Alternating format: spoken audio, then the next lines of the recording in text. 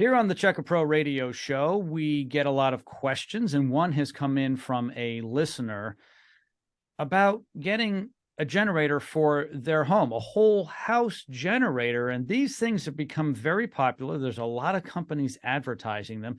And I don't know what the answer is. I think it may depend upon the need of the homeowner. I've asked Gareth Kelly from Dream Team to join me here on the Checker Pro Radio Show today to answer that question. Hey, Gareth, how are you? I'm doing great, Joe. How are you today? Fantastic. Okay, so lately we've seen a lot of advertising for a generator, not the one you buy at the home store and put gasoline in and pull to start. We're talking about ones that automatically start up when the power goes off in the home, and they're generally run from natural gas or propane, and these are very popular now. Yeah, they definitely are popular, Joe. So, your question, do I need a backup generator? So, Joe, just want to be honest with you. I've had a backup generator for around 12 years now, and they are definitely a great addition when you need them. I just like the reassurance it provides me when you know the automatic generator is going to kick on and back up your home whether you're here or not.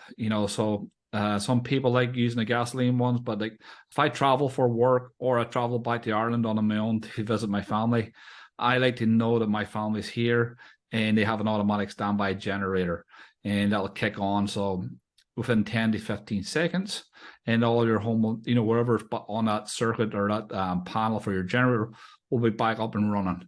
So I like the peace of mind and the reassurance that it gives me, when I travel.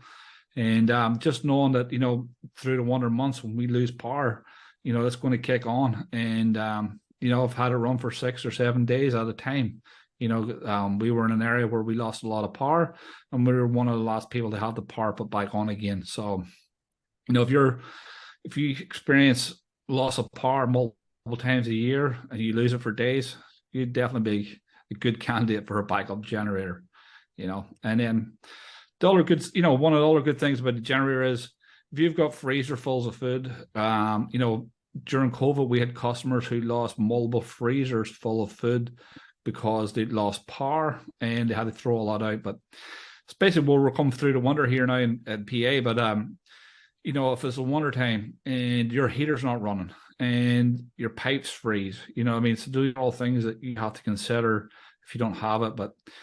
And since COVID too, Joe, a lot of people's been working from home. So if you lose your power and you're working from home and you don't have a backup generator, well, you're not working that day, which may be good and it may be bad, but depends if you run your business from home.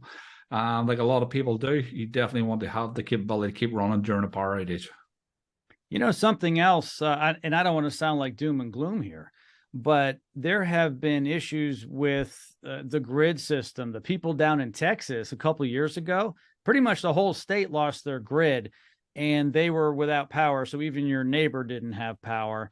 The county and the city next to you didn't have power. And also something else that's really strange, and I don't know if you've been following any of this on the news, Gareth, but there are some people who are literally shooting at electrical stations and trying to take them down in some kind of sabotage in different parts of the country. So you don't know, even your neighbors might be taking your power out. Right. Yeah, and then people are also moving forward with a lot of electrical vehicles and charging stations. And, even if you've got your car inside the garage, you want your garage door to be able to open and charge your electrical vehicle too. So if you're stuck at home and you've got an electrical vehicle and you lose power, be a good addition to your home. Yep. These aren't very expensive. We're not talking like 30, 40, 50,000 for the average home. They're a lot less expensive than that in general, depending upon what you want. You can learn more by talking with Gareth and his team over at Dream Team. All of his information is located in the description of this podcast. Gareth, thank you so much for joining me today. Take care, Joe, and thanks for having me. Take care.